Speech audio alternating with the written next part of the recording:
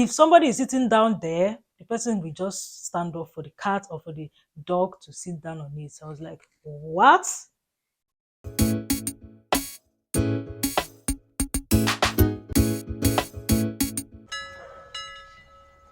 Hey guys, welcome back again to my YouTube channel. It's still your favorite person, Cyndy Cjay.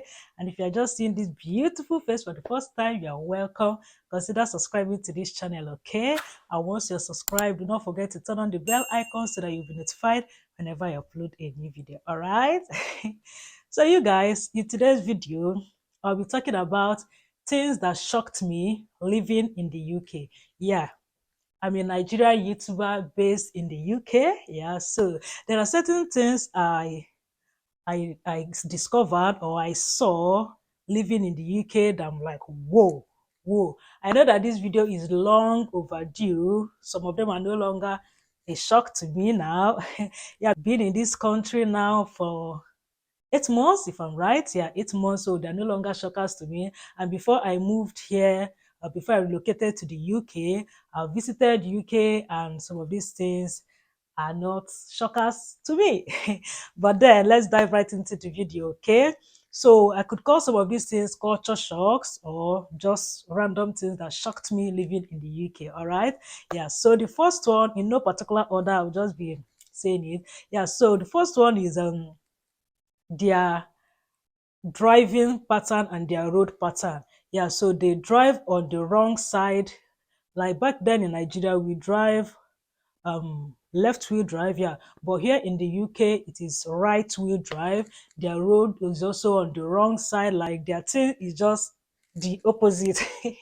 So their driving system to the driver is on this side, that's on the right side, and then the passenger in front is on the left side. So the first time I visited UK some years ago, this shocked me. I was like, what the heck? But yeah, that is how they do it here. Yeah. Another thing that shocked me living in the UK is the fact that light doesn't blink. Like since I've moved here since 8 months ago, they've not like the light has not for one day. But back then in my home country, almost like you guys know now, so there's no need talking talking so much about this one. Yeah, so they don't take lights here. Light is constant, like constant, constant. Yeah. So far as you can pay your utility bill, that's your electricity bill, you will have constant power supply in your house. Okay. So another thing too that shocked me living in the UK is the fact that these people, they I don't know the particular English to use like to express what I'm about to say, but they are free, kind of. You can just see somebody in the bus or in the bus stop or maybe somewhere you are. The person, you guys get talking, before you know, the person will start telling you about her life, her age, their medical history, about their family, their children. They know they hide all these things. So they will just get into conversation with you, but that's not the case. That's not the case in my home country. Everybody is hiding. Nobody wants to tell you their age, anything about their family. Everybody is hiding. But here, they're just that free, that free. You understand me? All right. Another one that shocked me, you guys, this one, even now, it's still like I'm like, what's this? What's this? Like, what is this? The fact that inside public transport, that's their bus, there's a space for animals. If you have an animal like a dog or a cat and you're entering the bus, there's a space where your cat, where your dog will sit. This one shocked me. I'm like, what? And if somebody is sitting down there, the person will just stand up for the cat or for the dog to sit down on it. So I was like, what? Cat, dog, as in for me to stand up for cat or dog to sit down, man. Oh, but this one shocked me and it is still shocking me. Please, if you can relate with any of these culture shocks, maybe if you're in the UK, if you're living in the UK, or if you've visited the UK and you can relate with any of these shocks, let me know in the comment section, okay? And if you have any shock that I didn't just mention about, still let me know in the comment. Yeah, so another shock is, or another thing, I don't even know, should I be calling these things shocks at this time or just random things about UK, is the fact that they are not that religious. You guys know the way that on Sunday we wear our best clothes, our best shoe, wear our makeup, look our best and go to church. It's not that way here. Oh. they hardly go to church. Even if you see them on church, they can just wear anything random thing, as in anything at all goes. They don't even bother going to church because Sundays is more like rest day for them, and then for some people they go to work Sundays as well. So it's not a thing. It's not like it's not a thing for them. They're not that religious. That's just it. Yeah. So another thing that shocked me, this one is like a shock, is the fact you guys know UK is diverse. A lot of people are here. Asians, oh, a lot of Asians are here. Africans, other European countries too are here. Yeah, so when you see all these other European countries, like me, I can't differentiate. I don't know who is a British and who is from other Europe country because most of them are just white with their hair, I can't differentiate. So maybe if you get into conversation with someone that you feel, oh, this might be an Oyibo, this might be a Brit, you start talking with the person, you just realize that this person is not responding, like their English is not flowing well, or they're not even talking, replying you that much. Yeah, because most of these Europe countries, maybe that don't speak English, they cannot communicate that well, that much in English. I don't know if you guys get me. This particular point, I don't even know how to explain it that much, but to cut the long story short, it's not all Oyibo here, it's not all the white people here that can speak English very well. Some of them don't know how to speak English. Okay, that is how diverse the UK is. Okay, a lot of people from every sphere, from every angle, from every area of this world are in this country. Another thing I've come to understand living in the UK is the fact that chocolate is like food for them. You go for a party, chocolate, biscuit, and tea. These three things, if you go for a party and you expect to see big heap of food everywhere, my darling, you're not gonna see that here. It's not like in Nigeria where if they tell you that there's going to be a party, now one bed, you be like, hey, jollof rice go there, chicken, salad, all those things. It's not like that here. If you are going for a party, just have it at the back of your mind that it's chocolate, biscuit, and tea. That's it. That's on period. Yeah, so that's that. And then another one is they drink tap water here. Tap water is like what every or not, I will not say everybody, is what most people drink here in the UK. I remember before, yeah, back home in Nigeria, we used to drink sachet water, or that's pure water or bottled water. Yeah, we don't drink water directly from the tap. So when I came to the UK, that's some months ago, we started drinking tap water. Then this is funny. Then when I went back to bring my kids, so that day I got back from Nigeria, I was so thirsty. I took up, opened the tap, I was taking water.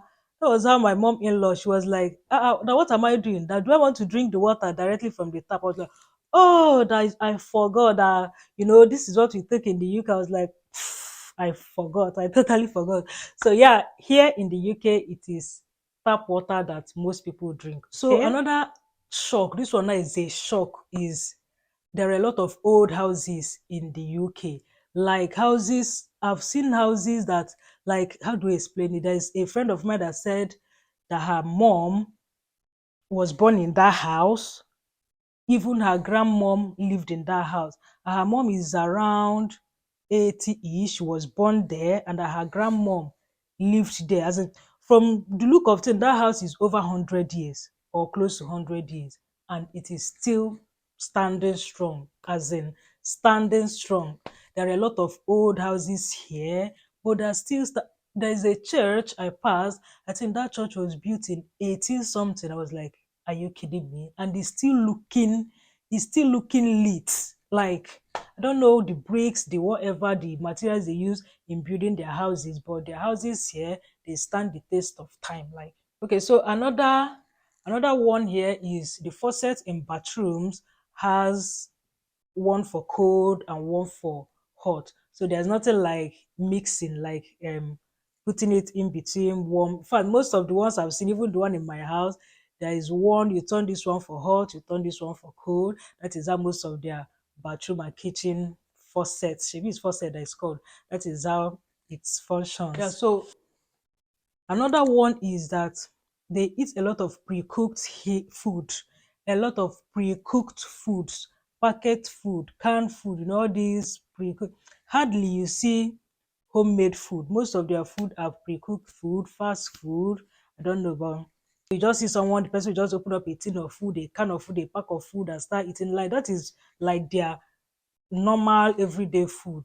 Not like us, you cook, you take your time, start cooking the food from the beginning to the end, as in are fresh. But most of their food here is packed food, pre-cooked food, just microwave or just like that, and start eating. So another thing that shocked me living in the UK, you guys, is the weather. Oh, this one is still shocking me. I will not even lie.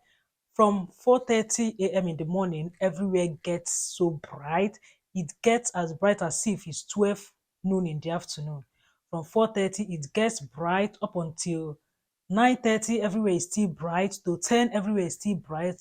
To 10 p.m. in the night, 9:30 p.m. in the night, everywhere is still bright. I'm like, what kind of weather is this? Oh, well, this one shocked me, like proper shocking. It really shocked me. Yeah, so another thing that shocked me in this country is the fact that they are still driving manual. This is a developed country. We should expect them to be driving automatic cars, right? But you guys, that is not the case. Most of their cars here are manual. If you see like 100 cars, out of that 100 cars, 95 of those cars are manual, or let me just say 90 are manual. But in Nigeria, I don't know. I hardly did I most manual cars. I can't remember except when I did driving school, because when I did my driving school in Nigeria, it was manual. I learned to it, but when I started driving, it was automatic. My car was automatic. My husband's car was automatic. Most of the cars I've driven, my sister's car, automatic. Cars I've seen, people I've seen using cars, automatic. All these clutch and brake, all these. When I got here and I started seeing manual cars, I was like, huh? In a developed country. That one still shocked me. Yeah, so another thing that shocked me living in the UK is the fact that you go out shopping, you pay for your shopping bag. Who does that in Nigeria? You go to buy something, you pay for the bag, 5p, 30p, 90p, depending on the bag. You buy £1, depending on the bag, £2, depending on the bag you want to buy. I'm like, who does this one back in my home country? You just buy what you want to buy, they put it in a bag for you, off you go. But here, you're so paying for your shopping bag. So that is why in all my handbags, I make sure, because I've been buying bags. I keep forgetting to carry bag. At the end of the day, I will buy bag today. Tomorrow I want to buy something again. I will buy bag. Bag. If I bring out as in where I packed the bags, both nylon, both normal bags I've bought, oh God, it's a lot. So what I now do is all my handbags, I make sure I wrap bag and put inside each of them, so that anyone I just carry to go out, I'll know that yeah, I have bag inside, just in case I in case I want to buy something. Yeah. So these are basically some of the things that amazed me. I think that's even the main word. I think that's how I should even title this video. So these are the things that amazed me.